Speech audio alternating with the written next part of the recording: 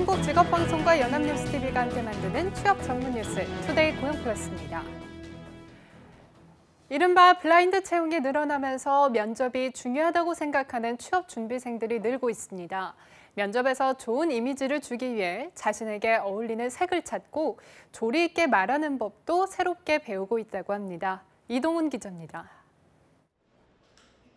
서울 역삼동의 메이크업 스튜디오. 메이크업 전문가가 20대 여성 얼굴 아래로 다양한 색의 천을 넘깁니다. 피부색에 가장 맞는 색을 찾아주는 이른바 퍼스널 컬러 컨설팅인데 취업 준비생들 사이에서 인기입니다. 어떤 색의 옷을 입었을 때 가장 돋보이는지를 알면 면접에서 좀 더 좋은 인상을 줄 수 있다는 겁니다. 화장법이라든지 저한테 맞는 옷 색깔 같은 게 오늘 좀 알게 돼서 좀 신기한 것도 있었고 오늘 알게 된 것들 때문에 앞으로 면접 준비를 할 때 좀 더 자신감 있게. 블라인드 채용이 본격화하면서 자격증이나 학점 같은 전통적 스펙이 아닌 면접에서 보여줄 수 있는 외모나 화술에서도 경쟁력을 갖추려는 취업 준비생이 늘고 있습니다. 인근의 스피치 학원도 면접에 대비하는 취업 준비생들이 늘었습니다. 발성과 발음 교정은 물론 면접에서 행동하는 법과 이미지를 바꾸는 법도 배우고 있습니다. 네, 요즘은 스펙이 다 비슷하다 보니까 자신을 어떻게 표현하는 것이 가장 중요해졌는데 그래서 그걸 배우기 위해서 돈이 조금은 들더라도 제가 다른 지원자분들보다 조금은 돋보일 수 있게. 다만 일각에선 블라인드 채용으로 취업 준비생들이 겉으로 보이는 모습에 지나치게 치중하게 해 경제적 부담이 늘어났다는 지적도 나옵니다. 연합뉴스TV 이동훈입니다. 금융당국이 시내 직장으로 불리는 금융공기업에 대한 채용비리 조사에 착수했습니다. 금융감독원과 우리은행을 시작으로 불거진 채용비리가 전 금융권으로 번지고 있는 모습인데요. 당국은 시중은행 전체로 조사 대상을 확대할지도 검토하고 있습니다. 김동욱 기자입니다. 금융감독원과 우리은행 채용비리로 인한 후폭풍이 금융권 전반으로 확산하고 있습니다. 검찰은 최근 금감원 채용비리와 관련해 김용환 농협금융지주 회장 자택과 사무실 등을 압수수색했습니다. 또 김 회장을 통해 아들의 금감원 채용 청탁을 한 수칠은행 간부 사무실을 압수수색하는 등 수사를 확대하고 있습니다. 일부 금융기관에서도 지금 유사한 인사비리 문제가 있어서 그 같은 문제는 우리 검찰이나 경찰이나 그 통상에 의한 수사와 조사에도 지금 만전을 기하고 있습니다. 이미 모 은행 같은 경우도 지금 검찰에서 수사하고 있는 중이고요. 이에 금융당국은 금융공기업을 시작으로 채용비리 조사를 확대해 나가기로 했습니다. 우선 시내 직장으로 불리는 7개 금융공공기관과 유관단체의 채용비리를 전수조사할 계획입니다. 금융당국 관계자는 지난 5년간 채용 프로세스 전반을 현장 점검 중이라며 다음 달 말까지 기획재정부에 결과를 보고할 예정이라고 말했습니다. 금융위 산하 금융공공기관은 산업은행과 기업은행, 예금보험공사, 자산관리공사, 주택금융공사, 신용보증기금, 한국예탁결제원 등 7곳입니다. 여기에 공직 유관단체로 분류된 한국거래소와 한국증권금융도 전수조사 대상입니다. 금융당국은 또 우리은행에 대한 현장 점검에 착수하는 한편 시중은행 전반에 대한 현장 점검도 검토하고 있습니다. 금감원은 이와 관련해 이미 전 은행권에 채용비리 관련 자체 감찰을 지시한 바 있습니다. 연합뉴스TV 김동욱입니다. 공직에 들어가는 것이 민간기업에 취직하는 것보다 퇴직까지 기대소득이 7억 8천만 원 정도 높다는 분석이 나왔습니다. 한국경제연구원에 따르면 7급에서 9급 공무원은 퇴직 때까지 1명에서 49명 규모의 소기업 취업자보다 최대 7억 8,058만 원을 300명에서 999명 규모의 중견기업 취업자보다 최대 4억 8,756만 원을 더 버는 것으로 나타났습니다. 민간에 비해 상대적으로 임금 인상률이 높고 정년이 보장되기 때문이라는 게 한경연 측의 설명입니다. 다만 1,000명 이상 규모의 대기업 취업자와 비교해보면 공직자가 최대 3억 3,605만 원 기대소득이 낮았습니다. 대기업 연말 인사 시즌이 다가오고 있습니다. 장기간 총수부재 상태인 삼성전자의 임원 인사 규모에 관심이 쏠리고 있는 가운데 재계 인사 태풍이 예고되고 있습니다. 한지 기자입니다. 삼성전자는 총수의 구속 사태로 사실상 인사 시계가 멈춘 지 오래됐습니다. 하지만 이재용 부회장의 구속 기간이 길어지는 데다 최근 2인자인 권오현 부회장마저 퇴진을 결정하면서 인사가 불가피한 상황. 삼성 안팎에선 인사 규모도 규모지만 젊은 피로의 세대 교체가 이뤄질 가능성이 점쳐집니다. 재계에선 삼성발 인사 태풍이 불 것이란 관측입니다. 현대차는 판매 실적 부진에 따른 인사 요인과 함께 내년 해외 생산, 판매법인 통합 등 글로벌 조직 개편과 맞물려 임원 인사폭이 커질지 모른다는 전망이 나옵니다. SK그룹은 사상 최대 실적을 이어가고 있는 SK하이닉스와 SK이노베이션을 중심으로 대규모 승진 인사가 이뤄질 것이란 전망입니다. 특히 일본 도시바 반도체 지분 투자 등으로 그룹 내 위상이 높아진 SK하이닉스의 인사폭이 주목됩니다. LG는 휴대전화 등 부실 사업 사령탑의 변동 여부와 계열사 장수 CEO 교체 여부가 관전 포인트입니다. 지난해 대규모 승진 인사를 단행한 GS그룹이나 수시 인사를 확대하고 있는 한화그룹은 인사폭이 크지 않을 것으로 보입니다. 한진그룹은 올 초 조원태 대한항공 사장을 비롯한 53명의 승진 인사를 단행했기 때문에 연말 인사는 소폭에 그칠 것으로 예상됩니다. 연합뉴스TV 한지입니다. 대출이 어려운 긴축의 시대가 다가오면서 빚을 줄이는 재테크 전략이 필요하다는 지적이 제기됩니다. 전문가들은 정부의 가계부채 대책과 주요국 금리 인상 기조에 따라 적금 등으로 금융자산을 축적하는 것보다 부채 감축을 최우선으로 추진해야 한다고 조언하고 있습니다. 집을 살 때 받았던 주택담보대출이 변동금리형이라면 고정금리로의 전환을 고려하고 신용상태나 상환 능력이 개선될 경우 금리 인하 요구권도 적극적으로 활용할 필요가 있습니다.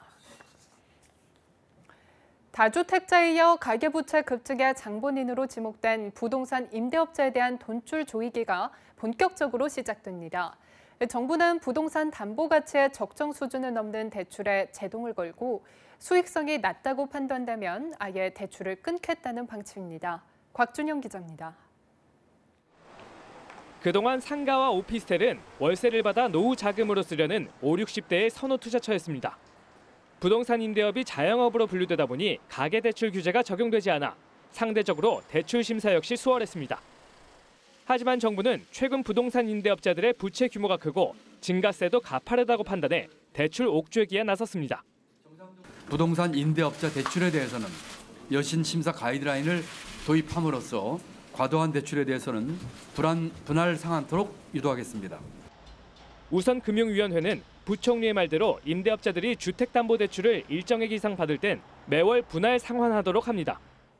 만기 때 한꺼번에 상환 가능했던 것을 매달 조금씩 갚는 방식으로 바꾸는 건데 꾸준한 임대 수익이 없으면 상환이 어려울 수밖에 없습니다. 또 임대업 이자 상환 비율 RTI를 도입해 대출 심사도 더욱 까다롭게 합니다. RTI는 연간 임대소득을 연간 이자 비용으로 나눈 값으로 비율이 100%에 못 미치면 임대소득만으로는 대출 이자도 메우지 못한다는 의미입니다. 이에 따라 앞으로 RTI 150% 이상, 한마디로 임대소득이 최소한 이자의 1.5배는 돼야 대출이 가능할 것으로 보이지만 이 비율은 더 높아질 수도 있습니다. 금융위는 주요 은행 여신기획 담당자들과 태스크포스를 통해 RTI 도입과 적정 담보 비율을 논의한 후 다음 달 여신 심사 가이드라인을 발표할 예정입니다. 연합뉴스TV 곽준영입니다.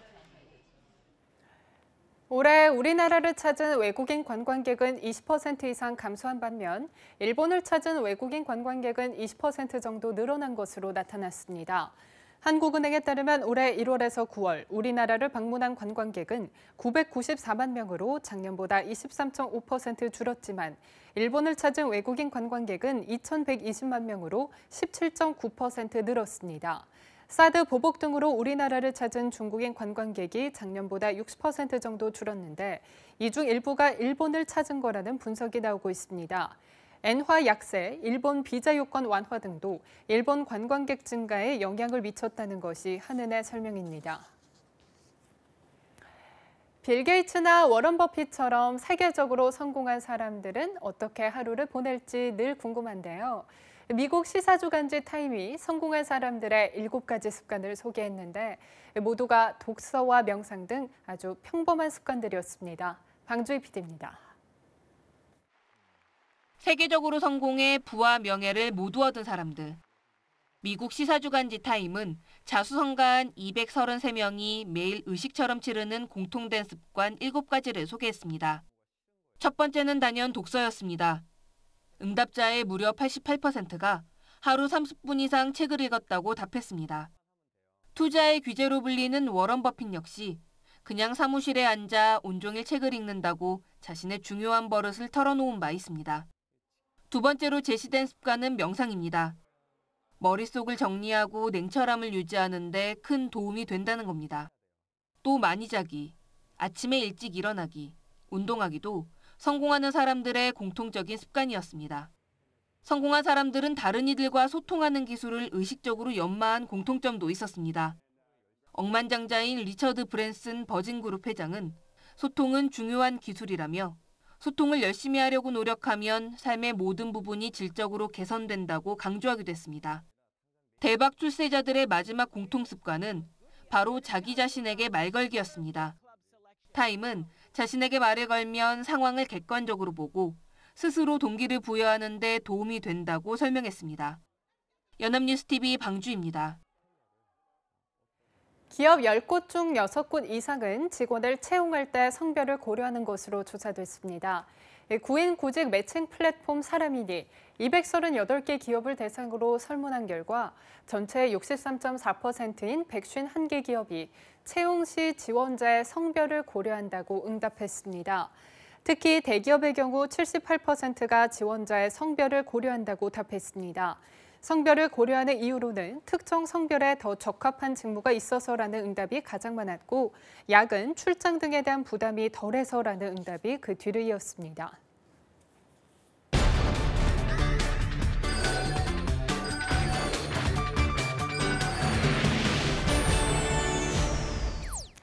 네, 사회적으로 핫한 이슈를 키워드로 알아보는 핫키워드 시간입니다. 오늘도 구보나 캐스터와 함께합니다. 안녕하세요. 네, 안녕하세요. 핫키워드 시간입니다. 최근 애완동물인 펫과 가족이라는 의미의 패밀리의 합성어인 이 펫팸족이라는 신조어가 생길 만큼 우리나라의 반려동물 문화가 확산이 되고 있는데요. 이제는 반려동물을 키우는 인구 수만 1,000만 명에 육박하고 반려동물 시장만도 2조 원대에 달할 정도라고 합니다. 네, 1인 가구가 지속적으로 늘고 경제 수준 또한 높아지면서 반려동물 문화가 확산된 것 같잖아요. 하지만 최근에는 각종 사건으로 반려동물에 대한 어두운 면이 더 부각되고 있는 것 같아요. 네, 그렇습니다. 아시다시피 얼마 전에 한 아이돌 가수의 가족이 키우는 반려견이 유명 한식당의 대표를 물어 사망케 하는 안타까운 일이 있었는데요. 바로 며칠 뒤 여수에서도 목줄이 풀린 개에 17살 고교생이 물리면서 견주가 과실치사 혐의로 입건되는 사건이 있었습니다. 그래서 최근에 이같이 불미스러운 사건을 방지하는 차원에서 만들어진 이 패티캣이란 신조어가 있는데요. 오늘은 이 패티캣에 대해 이야기를 해보고자 합니다. 네, 패티캣이요. 정확히 어떤 뜻의 신조어인가요? 네, 이 패티캣이란 애완동물을 뜻하는 펫과 에티켓을 합친 신조어인데요. 반려동물을 키울 때 지켜야 할 사항을 지칭한다고 합니다. 우리나라의 경우는 이제는 동물에 대한 인식이 사육에서 양육으로 바뀌며 이 지위도 함께 향상되죠. 하지만 이 반려동물에 대한 존중은 격상된 반면에 이 타인에 대한 배려는 아직 인식이 부족한 실정이라 최근 일련의 사건을 계기로 이 패티캣 문화가 정착되어야 한다는 목소리가 높아지고 있는 겁니다. 네, 패티캣을 지키지 않아서 겪게 된 피해 사례가 실제로도 꽤 있나 봐요. 네, 그렇습니다. 국회 보건복지위원회 소속인 인재근 의원이 국민건강보험공단으로부터 제출받은 이 반려동물로 인한 구상권 청구 현황 자료를 분석한 자료에 따르면요. 2013년부터 올해 9월까지 최근 5년간 이 구상권을 청구한 피해자가 561명에 달했다고 합니다. 이 연도별로 살펴봐도 피해자가 꾸준히 발생했다는 것을 확인할 수가 있는데요. 2013년에는 133명, 2014년에는 151명, 2015년에는 120명, 또 2016년에는 124명, 그리고 올해 9월까지의 피해자만 33명이었는데 이에 대한 병원 진료비만 총 10억 6천만 원이었다고 합니다. 네, 구상권을 청구한 피해자만 560명이라면 단순히 공격을 당한 피해자는 더 많겠어요. 네, 그렇습니다. 이 사고별로 조사한 자료를 보면 그 피해를 더욱 극명하게 알 수가 있는데요.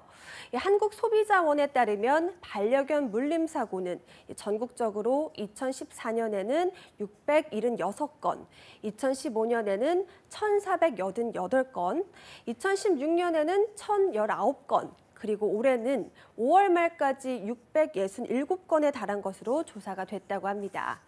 문제는 이 같은 피해가 단순히 물리는 것으로 끝나는 것이 아니라 이 피해자에게 신체적인 피해는 물론 외상 후의 스트레스 장애, 그리고 최악의 경우는 합병증으로 인한 사망에까지 이를 수가 있어서 사회적으로도 큰 문제가 될 수 있다는 거죠. 네, 이렇게 사회적으로 큰 문제로 인식됨에도 불구하고 반려동물 관련 사건 사고가 계속해서 반복되는 이유는 무엇일까요? 네, 가장 큰 원인은 두 가지로 볼 수가 있습니다. 우선 일부 반려동물 소유주의 개인적인 인식이 부족하다는 건데요. 이 내 개는 다른 사람에게 해를 끼치지 않을 것이라는 이 맹목적인 확신으로 산책을 할 때나 마당에 반려동물을 놔둘 때 목줄을 하지 않은 채로 방치하는 사례가 이 같은 피해를 더욱 야기시킨다는 겁니다. 네, 그러고 보니까 관련 사건들을 떠올려 보면 대부분 목줄을 하지 않거나 반려동물을 지켜보지 않은 경우에 발생을 했었네요. 그런데 이에 대한 법적인 처벌은 마련되어 있지 않은 건가요? 이 두 번째이자 가장 큰 원인이 바로 그것입니다. 현재 동물보호법에는 반려동물 안전관리에 대한 규정이 허술한 상황인데요. 엘리베이터 등 공공장소에서 목줄을 하지 않은 경우 1차 위반 시에는 5만 원, 2차는 7만 원, 3차 때는 10만 원이고요. 과태료는 연간 최대 50만 원까지로 규정이 되어 있습니다. 하지만 이 단속이나 처벌이 미미한 편이라서 목줄을 하지 않고 공공장소를 다니는 반려동물도 상당수인데다가 아예 목줄을 하지 않을 경우 과태료를 물어야 한다는 사실을 모르는 반려동물 소유주가 대부분이라는 겁니다. 네, 그렇다면 보다 철저한 반려동물 관련 개정안이 조금 필요할 것 같아 보이는데요. 네, 그래서 정부는 이 동물보호법 개정안을 내년부터 시행하기로 했는데요. 우선 처벌 규정은 강화되었습니다. 공공장소에선 반려동물이 반드시 목줄을 철저히 착용하도록 한다는 건데요. 맹견의 경우는 입마개까지 착용해야 한다고 합니다. 과태료 역시 1차 위반은 20만 원, 2차 위반 시에는 30만 원, 3차에는 50만 원으로 높이고 이를 어긴 소유주에 대해서는 지도나 단속을 강화하기로 했습니다. 문제는 개정된 법안에도 구체적인 내용이 부족하다는 겁니다.